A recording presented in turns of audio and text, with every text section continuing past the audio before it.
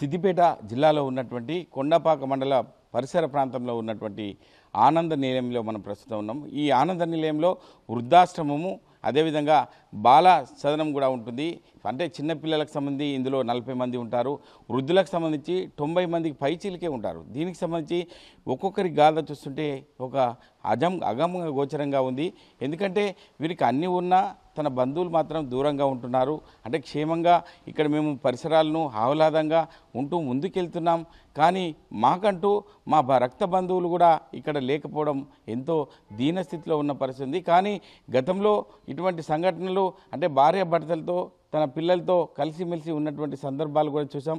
దీనికి సంబంధించి ప్రస్తుతం మనం కళ్యాణకట్ట వెంకటేశ్వర స్వామి దేవాలయంలో పూజారిగా ఉన్నటువంటి విఆర్ శ్రీనివాస్ కూడా ప్రస్తుతం ఇందులో పూజారిగా చేస్తున్నారు. గత 4 సంవత్సరాల క్రితం ఇదే దేవాలయంలో దీనికి సంబంధించి ఈ యొక్క ఆశ్రమానికి వివిధ బంధువుల ద్వారా కావచ్చు, అంటే ఇక్కడికి వచ్చేవారి ద్వారా సమాచారాన్ని సేకరించుకొని ఇక్కడనే వచ్చి 4 సంవత్సరాలుగా ఇక్కడనే ఉంటున్న పరిస్థితి ఉంది. తన శేష జీవితాన్ని కూడా ఇక్కడనే జరుపుకుంటాను. తన భార్య డైవర్స్ తీసుకుంది, కూతురు కూడా హైదరాబాద్లోని నల్లకుంటలో ఉంటుంది. కానీ అతను ఇక్కడ ఉన్న సమాచారం కూడా వారికి ఎవరికి తెలియదు. ప్రస్తుత పరిస్థితిలో విఆర్ శ్రీనివాస్ గారు వెంకటేశ్వర స్వామి ఆలయ సన్నిధిలో ఒక పూజారిగా ఉంటూ ఈ యొక్క వచ్చేటువంటి భక్తులకు ఒక దిక్సూచిగా ఉంటున్న పరిస్థితి ఉంది. దీనికి సంబంధించి విఆర్ శ్రీనివాస్ ఉన్నారు. సార్ చెప్పండి, అంటే మీరు ఇక్కడ పూజారిగా కొనసాగుతున్నారు, గతంలో ఎక్కడి నుంచి వచ్చారు, ఏం చెప్తారు? ఇప్పుడు నల్లకుంటలో నరసింహస్వామి టెంపుల్లో గుడిలో చేస్తుంటే 10 ఏళ్ళ తర్వాత చేశాను. తర్వాత ఇక్కడికి వచ్చి జాయిన్ అయ్యి ఇక్కడ 4 సంవత్సరాల నుంచి జాబ్ చేస్తున్నాను. ఇక్కడనే గుడిలో చేస్తున్నాను. అది అంటే మీ భార్య కూతురు ఉన్నట్టు తెలుస్తుంది, అంటే వారు ఎక్కడ ఉంటున్నారు, మీ యొక్క కూతురు ఎక్కడ ఉంటున్నది? వాళ్ళు ఉండేది నల్లకుంటలో ఉంటారు.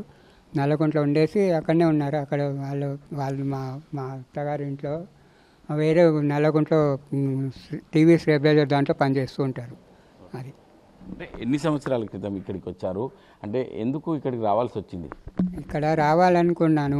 మా వాళ్ళే ఇక్కడ జాయిన్ అయితే మంచిగా ఉంటుంది, నీకు దూరం కాదు, హాయిగా ప్రశాంతంగా ఉంటావు, ఉండాలని ఉండు అని చెప్పి చేర్చారు. అది దేవుని సన్నిధిలో పూజ చేసుకొని మంచిగా ఉందామని ఆలోచన పడ్డది అంతే. అంటే ఇక్కడున్న పరిస్థితిని బట్టి భార్య డైవర్ తీసుకుంది, కూతురు కూడా నల్లకుంటలో ఉంటుందని చెప్తున్నారు. అంటే కూతురుకు తెలుసా మీరు ఇక్కడ ఉన్నట్టు? లేదు, మా కూతురికి తెలియదండి. మా భార్యకు కూడా తెలియదు. మా వాళ్ళే చేర్చారు. ఇక్కడనే చూసుకొని ప్రశాంతంగా ఉంటుందని, హాయిగా ఉంటుంది, గుళ్ళో చేసుకుంటే మంచిది అని ఇక్కడనే 4 సంవత్సరాలు అయింది. ఇక్కడనే ఉండి పూజలు అవన్నీ చేసుకొని అది చేసుకొని ఉంటున్నాను.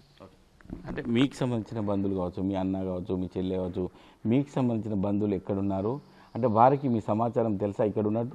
మౌలాలిలో మా చెల్లెలు ఉంటుంది, మా బావగారు ఉంటారు. వాళ్ళకి తెలుసు. వాళ్ళు ఇక వాళ్ళే జాయిన్ చేసింది.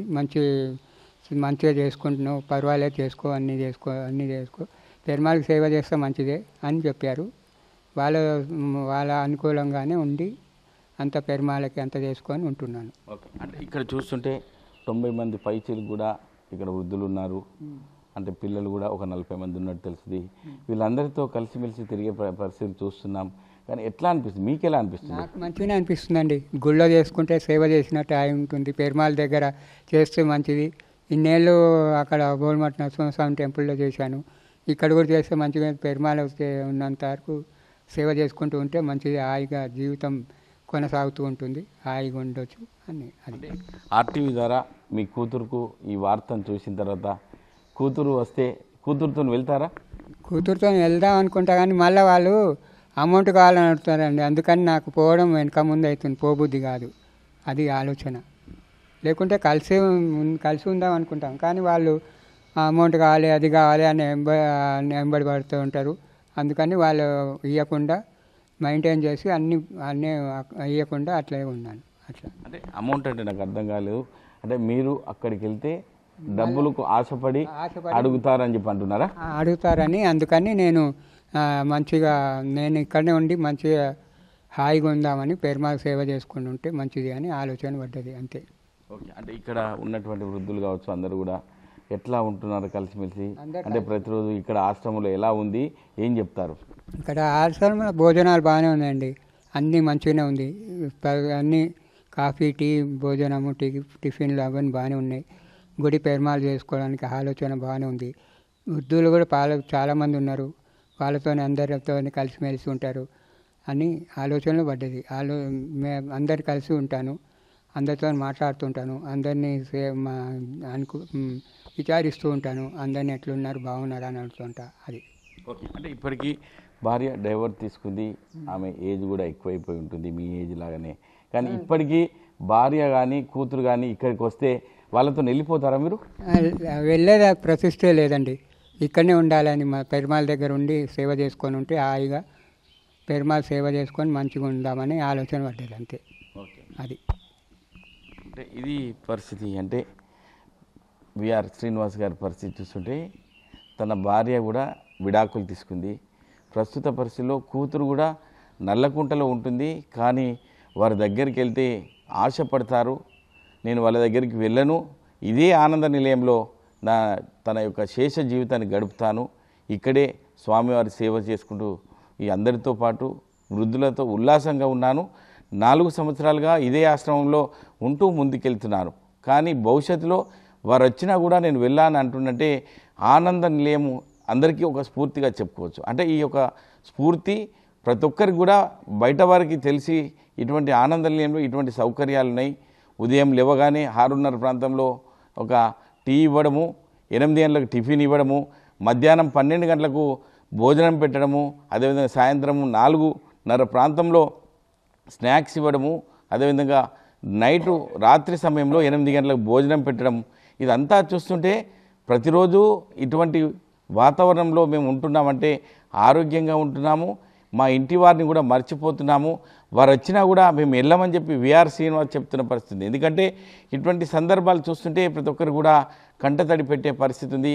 కానీ మనం ప్రస్తుత పరిస్థితిలో విఆర్ శ్రీనివాస్ని చూసిన తర్వాత ఒక ఆర్టీవీ అంటే కెమెరా తీసుకొని వచ్చి తను ఎవరో నాకు తెలియదు, కానీ ఏంటని చెప్పి ఆరా తీస్తే ఇటువంటి పరిస్థితులు ఉన్నాయి, నా కూతురు దగ్గరికి వెళ్ళాల్సి ఉంది, మా కూతురుని చూడాల్సి ఉంది అని చెప్పి కంటతడి పెట్టిన పరిస్థితి మనం చూస్తున్నాం. దీనికి సంబంధించి ఇప్పటికైనా ఆర్టీవీని వీక్షించిన తన కూతురు కావచ్చు, తన భార్య కావచ్చు, అంటే ఈ యొక్క కొండపాక మండల కేంద్రంలో ఉన్నటువంటి ఆనంద నిలయంకి వచ్చి కనీసం చూసైనా వెళ్ళే పరిస్థితి ఆర్టీవీ ద్వారా కోరుకుందాం. అంటే ఇక్కడ చూస్తుంటే ఒక గుడి పూజారిగా తన జీవితాన్ని కొనసాగిస్తూ ముందుకెళ్తున్నారు. తాను ఏదో ఒక పని చేయాలి ఖచ్చితంగా ఈ భూమి మీదకి వస్తే, కాబట్టి నేను ఒక పూజారిగా కొనసాగుతున్నాను.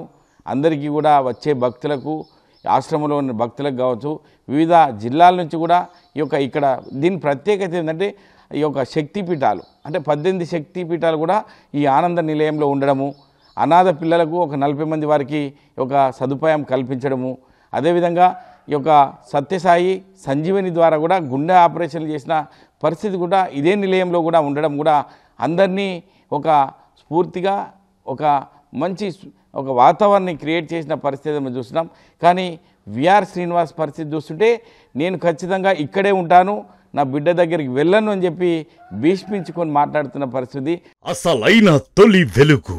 ఫాలో వాట్సాప్ @తొలి వెలుగు official.